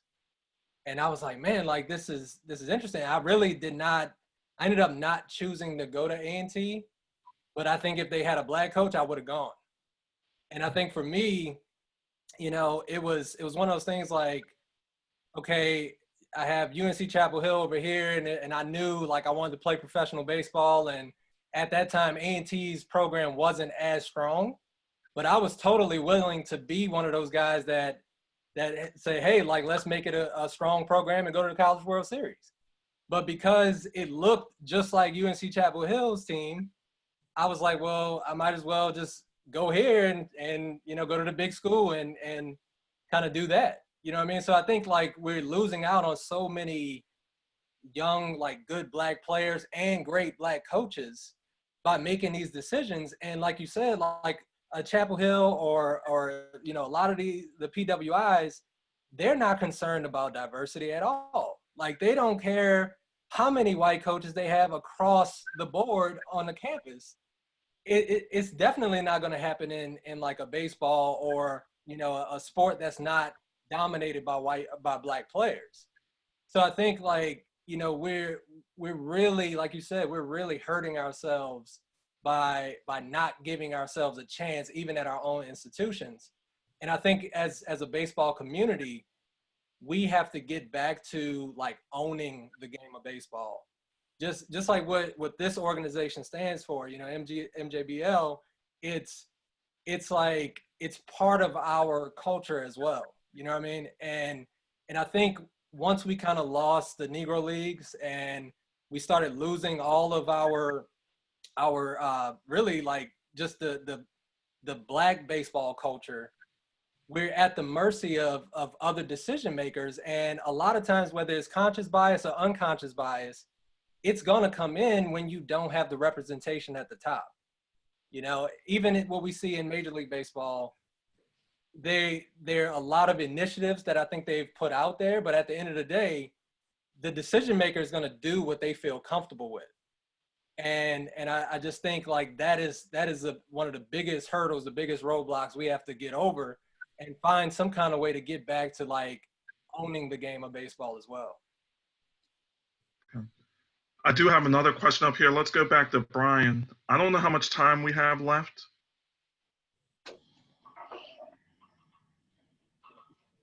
C-section. She had it. Okay. The question is, the Fritz Pollard Group is a minority group that advocates for job opportunities in the NFL. Can you see a similar group advocating with MLB? Brian, I don't know if you know of, I believe there was like a minority program for scouting before. I don't know if you're familiar with that or if Coach Stubbs or Whittle can speak on that as well. Yeah, I know several organizations at one point or another had diversity pipeline initiatives. And so I've known several people that were in the Atlanta Braves. Kansas City Royals had something similar, and a few others. I know MLB has a diversity initiative, and I think it's spearheaded by Tyrone Brooks. And providing some opportunities and trying to create a pipeline of talent into professional baseball organizations. So I think that's the extent of it at this point, and a lot more can be done, and I think needs to be done. And just to kind of piggyback off of, go back to the previous conversation, I wanted to add kind of one thing we can do is make sure that we're supporting each other and supporting our Black coaches that are out there. One thing I try to do as if I'm able, is to get to HBCU baseball games. Even told to go up to another game. I'll try to get the second game of the doubleheader, but I'll make it a point to get out and see guys. Or if I get a text from Jimmy O telling me about a player, I'll do my best to get out there and see him play. But I think that's important to be able to support each other and provide those opportunities, because it means something for our kids, scouts, and see us out there watching them play. Thank you. Coach Stubbs, you want to talk about the minority scouting program, if you're familiar with it at all? Yeah, I am. Kerry Jackson, who's the head baseball coach at Southern now, we were at the ABCA convention in Nashville last year, and I was able to attend a meeting that he put together, he and Tyrone Brooks and some other scouts and other HBCU coaches. He's trying to work really, really hard to develop a program that will allow Blacks to become more active in HBCU baseball. We've been working very, very diligently to try to persuade a lot of our Black scouts to come out to visit our campus and watch us practice, because it's like Coach Brian said, I mean, it just does a kid wonder to know that Major League Baseball scouts has been on our campus. Rush College, in the history of Rush College, we've never had a scout day. Last year, with the help of Eric Robinson, Bam Morrison, Hank Aaron Jr., and a couple of more scouts, was able to come to our campus and put on a scout day for us. We were very grateful for that opportunity, but our Black scouts has got to start investing in our HBCUs. But the biggest problem that I've learned, that most of the Black scouts didn't attend an HBCU. So they're going to cater to an Auburn, LSU, Ole Miss, Mississippi State. They get tired of me calling. And so that's why I was able to get them to come and visit my campus to watch my team work out. Because you might find a diamond in the rough somewhere. But they've got to do a better job at coming to our campuses, but we got to do a better job at being good hostesses too, because a lot of times when, I don't know if you guys know Art Gardner or not, but Art Gardner worked for the long-time scout for the Major League Scouting Bureau. And I asked him, I said, why are you guys always going to, every time I hear you guys talking, y'all talking about Eddie Furnace at LSU, talking about a guy at Mississippi State, guy at Ole Miss. He said, well, Coach, he said, I'm just going to be honest with you. He said, when we come down to those people's camp, when we visit those people's campuses, they roll out the red carpet for us. They put on barbecues. They put us in a press box. They got all the beer you want to drink. I mean, I don't drink, but I'm just saying, just to name a few, those are some of the things that takes place at scout days at those institutions. So we have to do a better job at being good hostesses at our institution. So I'm putting some things in place for our scout day this year, Lord's will, if the pandemic don't interfere with us. We're going to try to put something in place for that. But that's just my take on it. Okay. Coach Whittle, Yeah. anything additional? And a lot of what Coach Stubbs is saying in terms of the Black Scouts visiting those campuses and targeting HBCUs and HBCU players, you heard us mention Robert Lucas. Robert Lucas was doing that a long time ago. Mm-hmm. And with intent, I think the Braves had that kind of arm of their scouting department of identifying the HBCUs. And so Robert Lucas was one of the first scouts that I know of that was actually doing the work, going to HBCU campuses, going to those tournaments and they're looking at those players to intentionally identify Black players from HBCUs with opportunity and access to move to the next level. And so I think if more organizations had that concept and embraced that concept and put an arm in their scouting program about HBCUs specifically, I think you see exactly what Coach Stubbs is talking about, be able to manifest even greater. And Thank you. Can I add one thing? Sure. So I think one thing that, and it goes back to representation. What I noticed, because I actually spent a little time just kind of working with an agency, kind of, scouting for a guy up in Detroit who was actually a former Black scout, guy named Derek Ross. And Derek was a great scout, actually scouted me at UNC Chapel Hill. He was with the Indians. He was a cross-checker for a while. But, Derek and I would work, with just trying to find some guys. I was finding some guys on the East Coast for him, and he's up in the Detroit area. And we would always have this conversation about, we have, like, you'll see great Black talent, but they're not on anybody's list, right? And it's almost like the old school days of scouts, like, and Brian would be able to speak to this a lot more than me, but I know there's been a change where if you're not on this publication's list as a top player, or you're not on this whether it's Perfect Game or Baseball America or whoever it is, it's almost like it's a lot harder for a scout to sell that person in the draft room. It's a lot harder for that person to really make it through and kind of be like this unknown guy that all of a sudden gets drafted, not only drafted in the, the later rounds, which now we're only going to have, 25 rounds, but drafted high. So I think if, when they're going out and they're trying to see players, if they're looking at anyone at a HBCU, that kid is probably on some type of list first. It's almost like the lists are really dictating who they decide to look at. And I've seen far too often where, like, there've been kids that are just absolute ballers in high school, hitting multi-home runs, and it's a Black kid, but maybe he's not on Perfect Game's list as a top player, and nobody comes out to see him. And it's like, how in the world, how does this happen, And I think that's why I feel like we have to get back to some kind of way having maybe our own publication where we have our list of guys that are being promoted, guys that are kind of being marketed before they even get to that level of being draft eligible. Okay. I saw another question, and I think this is just going to be a reaction, but I don't think we're surprised at anything these days. This is from an anonymous attendee. Are you aware, I guess this is an open-ended question, but I guess it's not open-ended.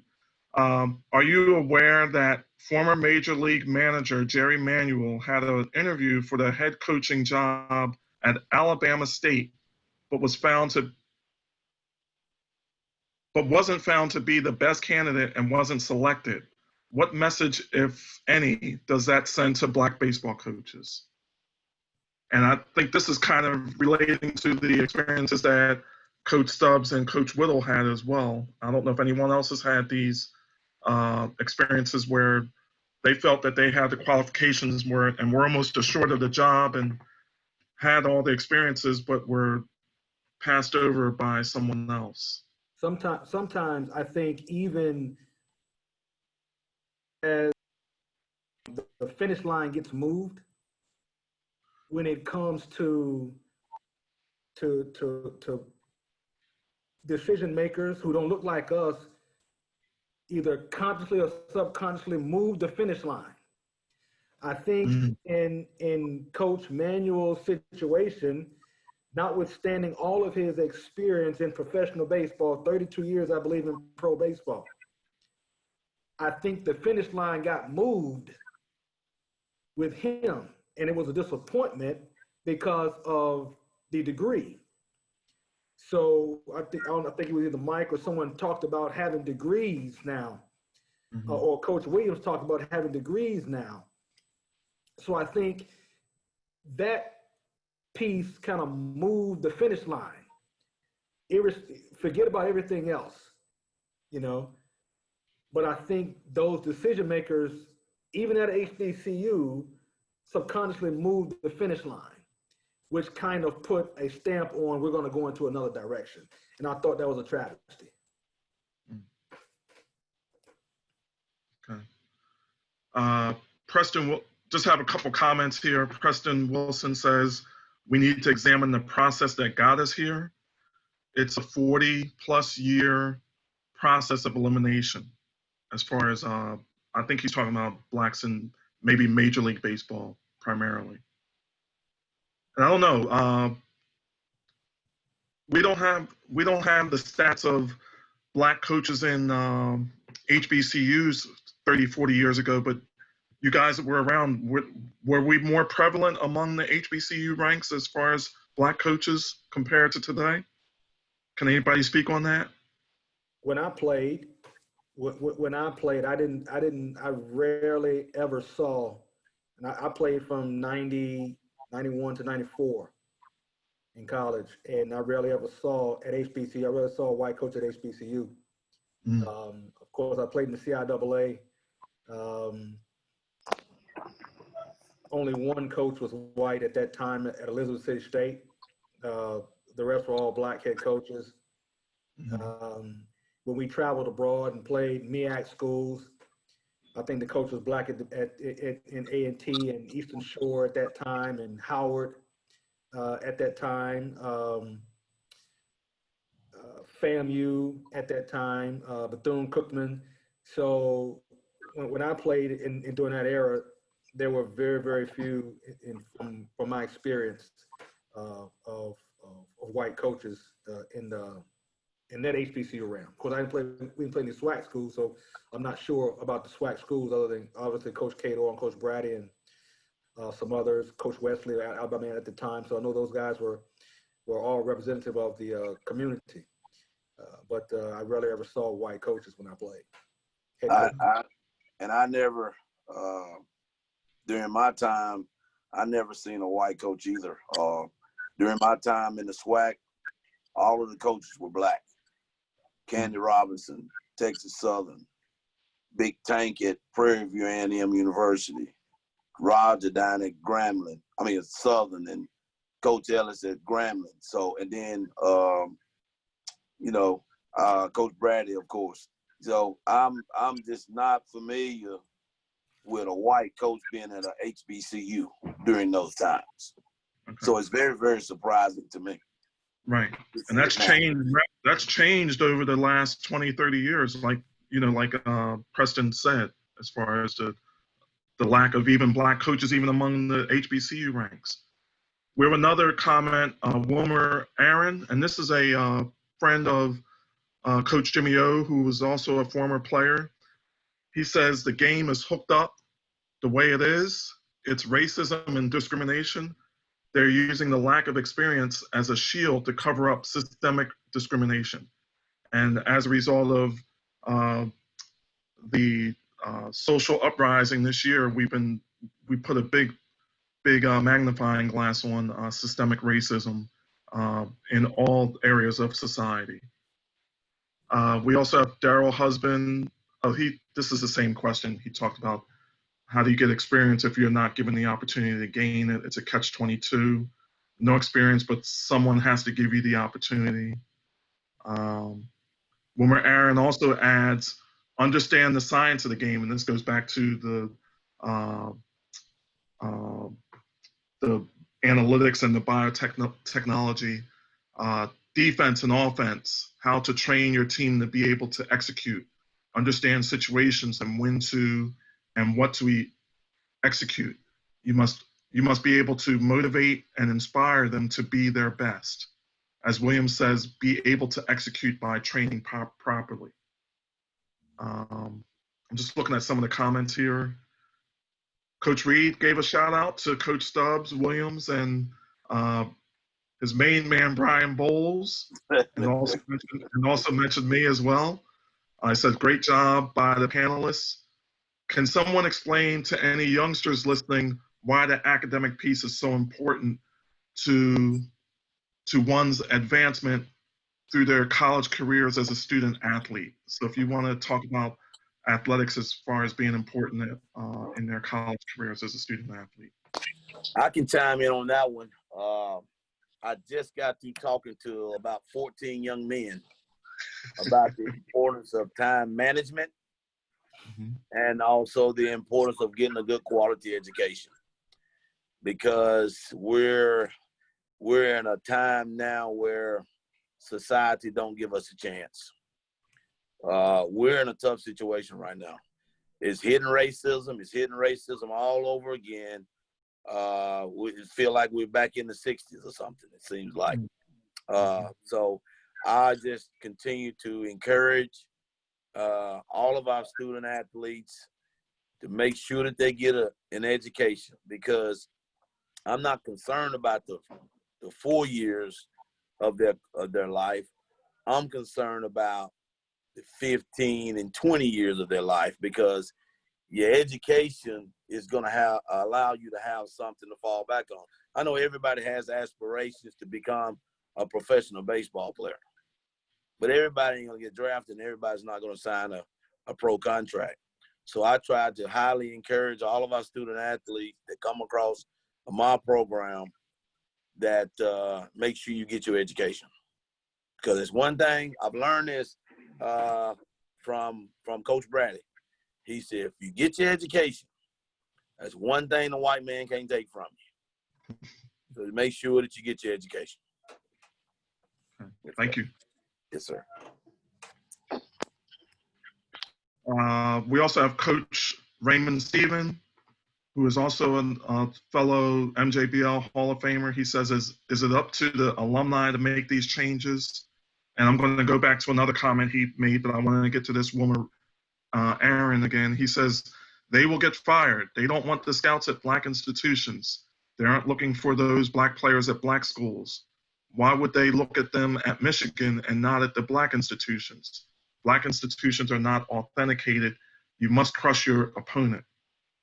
So I guess they're saying when you play the white schools, you're going to have to crush them to get recognized. Ray Stephen also mentions black coaches have got to be more aggressive when it comes to recruiting black players. Here's a question from Curtis Crutchfield. Would or could your group identify and hold regional clinics specifically for top black high school players? This could be a way to develop black talent pipeline. One thing I failed to mention is the MJBL holds a classic. It's a national tournament every year from ages 8 all the way up to 19. So we do have a tournament for black high school players. Does anybody want to speak on any other tournaments or clinics on black high school players, especially top level talent? Yeah, so there are two that I could speak of in particular that are really big for some of the top black talent. And I know Coach Stubbs has been at both of these. Chip Lawrence from the Padres, National Cross Checker, he puts on the PYF twice a year. Of course, didn't happen this year because of COVID. And it may happen in September. I believe they postponed to September. So the Pro Youth Foundation is one. And I've seen that grow exponentially from 50 players in its first year. That the last summer in Atlanta, there were over 2 days, there were 500 kids. So the PYF is one, and MVP is another. Mentoring viable prospects. So yes, there are those are two great examples of showcases for top black talent, where coaches have the ability to just go and pick from and identify players for their programs that are good fits for their programs. So yes. Okay. And also, there's another one in Birmingham, T-Wit, Silver Gloves. Brett Oates puts together a showcase. He canceled this year because of COVID, of course, but it's usually in late July. It's the Silver Gloves Showcase. Yeah. And so it's over 100 kids. You have about 15 scouts there. So it's a big-time event for Black players as well. The Breakthrough Series is another one that's put on by MLB. Obviously, invite only. It's not just you show up and pay money for that. It's an invite only kind of situation with the Breakthrough Series. That's another one. Okay. And Darryl Husband also talked about how do we put together our own perfect game events so we can get our kids seen. Travel ball is so expensive. I don't know if any of the other coaches have a comment on that, Coach Boles or Coach Daniel. I tell you, my my wheels are always spinning to try to figure out ways to do it. It's honestly, it's a passion of mine to just, you know, see as many Black kids who love this game just have a chance to actually progress in the game, you know, and I think, you know, even when you get kids in the system, you hear just so many of the same stories about like why they didn't go all the way up to the big leagues, or, you know, what the challenges that they ran into. Same thing with me, the types of challenges that I ran into. And I think it's always great if we can prepare the kids like at an early age for what they're going to see as they progress in the game, no matter like if they're a first round pick or if they're you know, a 30th round pick. I think just having the ability to prepare them not only physically but, you know, mentally, spiritually, emotionally for the baseball grind is just so valuable. You know, I mean, the things that so many of us have put up with at the college level, at the pro level, just being in the game itself, it's we have to have some type of way to you know, like prepare our kids as best as possible. And I think many times we see where great talent will get on a team and it's just unfair, you know, or they're not even scouted the same way. In fact, when I was and don't get me wrong, you have great scouts out there, but when I was doing some of the advising work, a lot of the kids that I would advise were Black players. And I literally had multiple scouts tell me that a 6'4", 60 was not fast enough. You know, I mean, it's like ridiculous, the double standard that you will hear just because they don't particularly want to draft that kid unless they can get him for like $100,000 or less, or $50,000, when he might be a top 5 round pick. So, you know, I think there are just a lot of things that we have to battle. And the only way for us to really do that is to kind of have our own voice and have something to combat what's out there, you know, the biases that are out there. If I may piggyback also on that, when another kind of medium for you know, Black players to present themselves and be showcased, and one thing that we tend to forget about as just maybe as coaches or just as a general public in respect, but post-grad teams, you know, where obviously we're players that are maybe under-recruited and maybe come from underserved areas and, you know, still need a year of development post-high school. So post-grad programs can also be good if you find the right one in the right situation. You know, obviously, you know, we got one that I know about right offhand down in Florida, in Tampa, Florida, whose program's being run by MJBL. Coach Eaton. Yeah. So post-grad programs also that are obviously geared toward the development of Black and Latino players can also be another vehicle. Okay. Yeah, and I just want to add to, I think the educational or why academics is so important.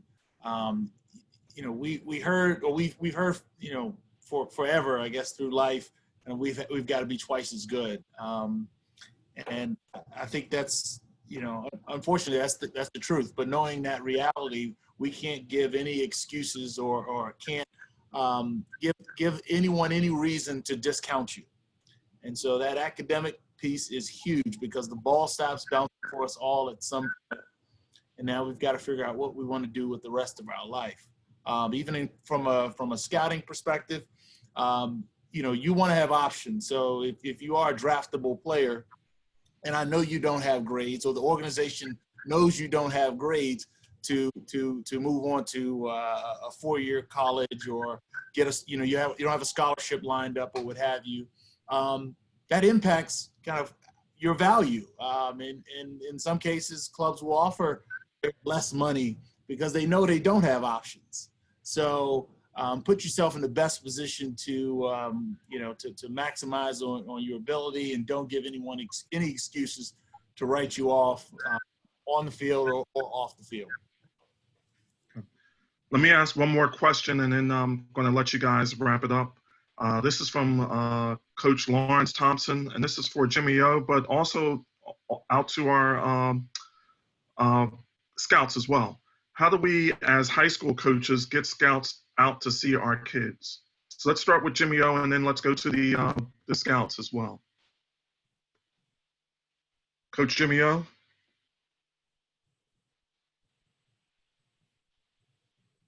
He's probably on mute. Am I there now? You're here now. How do we as high school coaches get scouts out to see our kids? This is from Lawrence Thompson, your friend. Number one, you got to know a scout. You don't know any scouts, how you gonna tell somebody? You know, so that's why you have to really get to know some scouts when you see them around. Some of them really incognito a lot, but most scouts they will let you know they're there. But there are times when scouts don't come around. But you're gonna have to find, if you got a kid that can play, you know, just like Coach Boles here, Scout Boles, he will call and ask me, you got anybody? You know, and if I think I got somebody and I'm not sure, you know, I mean, I went to scout school, but still what they need now might be different from what I'm thinking, but I just don't want anybody to slip through the cracks. I might want him to come take a look, you know. So I'm gonna get on the horn. I mean, I know quite a few scouts that I can call, you know, so you just got to let them know. And you keep that player on his toes, you know, you don't have to let him know. I don't ask Coach Scout Boles about that. When you're coming, do you let a player know that you're coming, or you don't? Which one is it? So number one is just get in that network of finding out who the scouts are. Okay, thank you. All right, this is over to the other scouts. To answer Jimmy's question, generally no. I mean, only kind of, you know, thing that would identify me as a scout is when I pull a radar gun out. But outside of that, I want to try to stay incognito. To your point, you've got to have relationships. You've got to, you know, develop those relationships. Coach Stubbs brought up a great point in terms of what he does or what he's thinking in terms of when you do scout days and you want to be a good host, you know, which is important. I know Coach Reed does a great job of that at Coppin. So it's really building those relationships. Where do you find scouts? You know, find out who the top player is in your area, whether it be college or high school, and go to the game if you can, and go to a couple of them, and run across one at the concession stand, or try to, you know, have a conversation when they're not scouting, obviously, and see if you can develop a relationship there. But that's a good way to just find out where scouts are and see if you can build a relationship from there. And then one of the most important things is make sure that you actually have players, like you actually have prospects, guys that are good, because then once you kind of cash in that token, if you don't have a player, if you don't have a guy, as we say, you lose your credibility. Then no one shows up.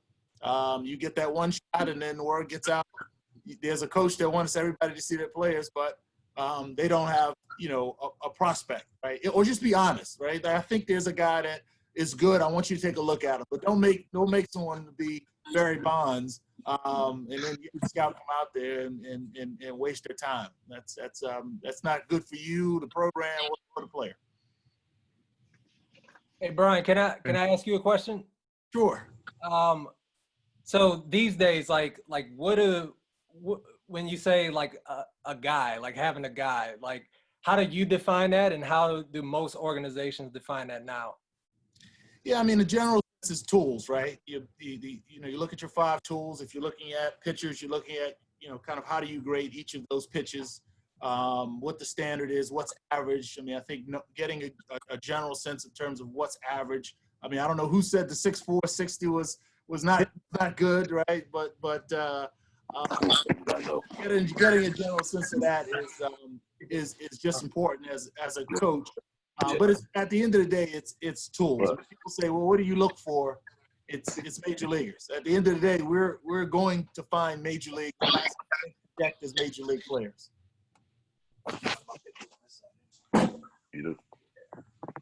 Okay, any other comments from any of the other scouts or former scouts? I see Coach Stubbs is on the run. Coach Stubbs, do you want to give us any parting words before we're gonna wrap up? Do you want to give us any words? Yeah, just like Brian said, that you got to make sure that they got tools that'll play on the next level. We always look at projections. Where is he now? Where is he going to be in year 3? And just try to just give the college coach some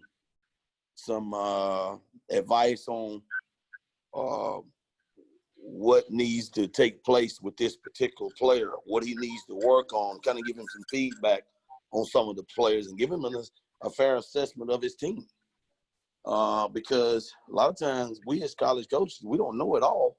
So if he can just give us a fair assessment of what we need, what areas we need to improve on, and just work hard to execute that. So Okay. that's my advice. So let's finish up with parting words on the state of black baseball. Good. Let's go with Terrance Whittle, like maybe a 2-minute parting words on the state of black baseball coaches. Well, I mean, I think there's a huge decline for black coaches. I think we're still in a position. What's up, Doggy? Where we have to, be just as good or better than our counterparts. So Wait a minute, Coach Stubbs, can you mute? Got to mute. Coach Stubbs, can you mute? Can you mute your phone? There you go. Thank you. Go ahead. I'm sorry, Coach Whittle. Yeah, so I think there's still a long road for black coaches to go. Obviously, it's historically we have not been given a fair opportunity in this game when it comes to access and opportunity. My goal is to continue to see young coaches advance in this game and get opportunities. Someone believed in me when I was a young coach, and it's just through surrounding ourselves with professionals that are able to enhance us in our craft. And so I think if for young coaches who want to become coaches, whether it's in high school or whether it's in college, I think they must understand the importance of being accessible, being caring, being knowledgeable of what they want, have a plan, have a philosophy, and be able to execute that philosophy as you're advancing through the stages of your career, although it may change from time to time based upon your needs, the players you're with, what you're trying to accomplish.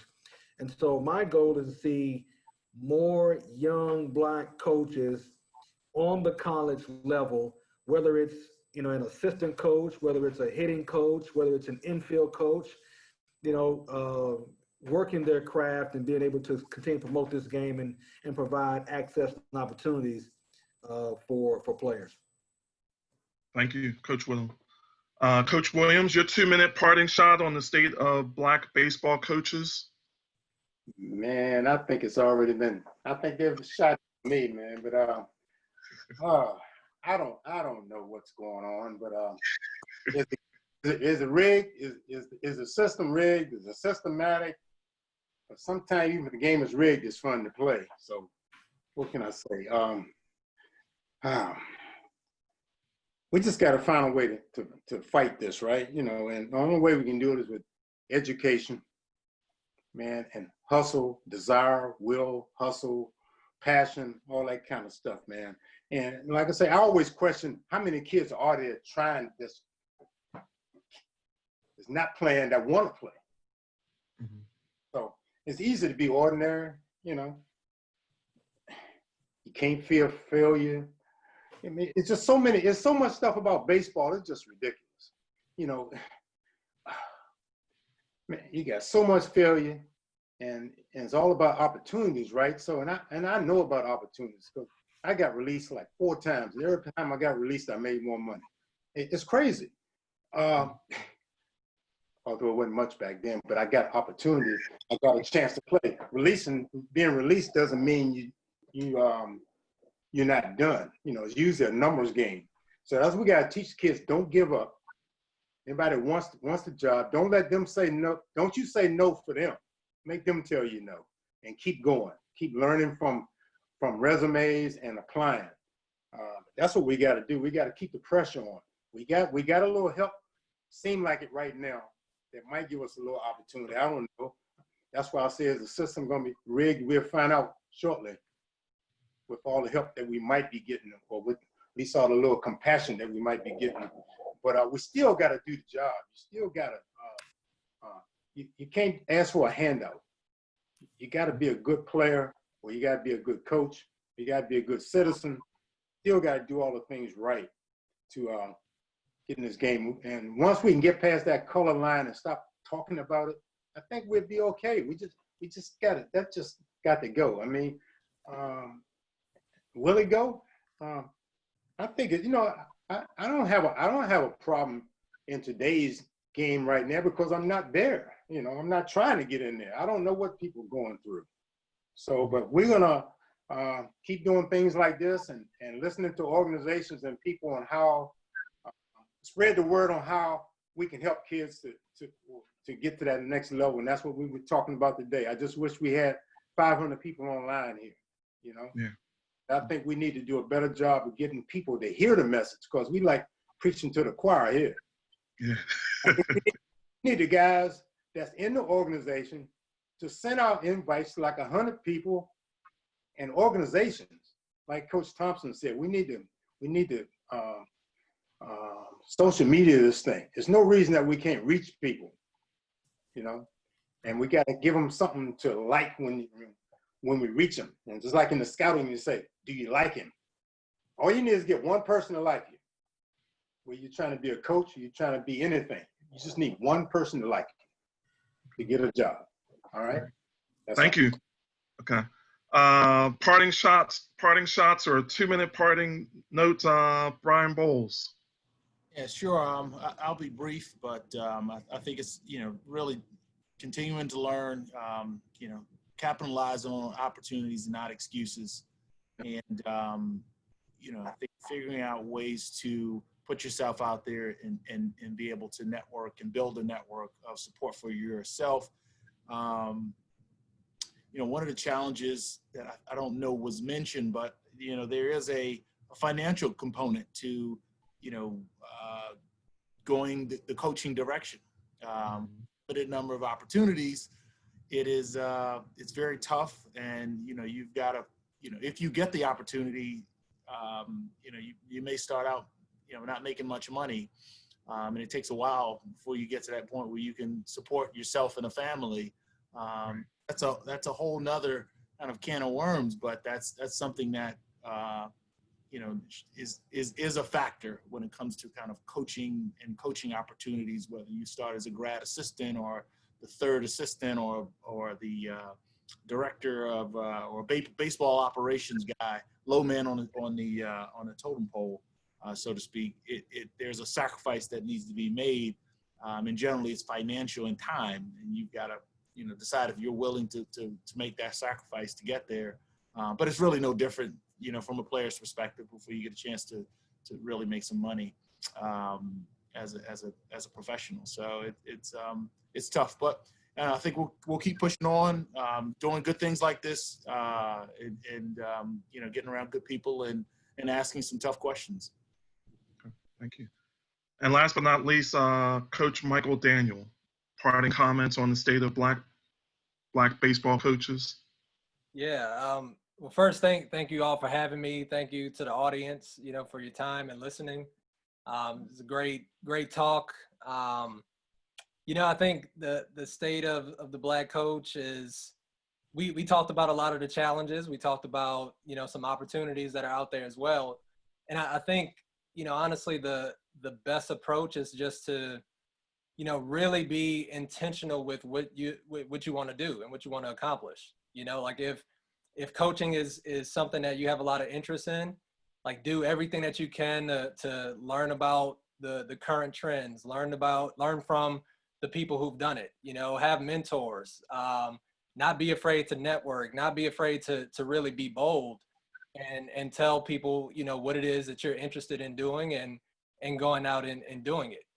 I think Major League Baseball has made, some strides as far as, the different initiatives that they've put out recently to try to get more diversity in the game. And that's good. That's a step in the right direction. It's a positive thing.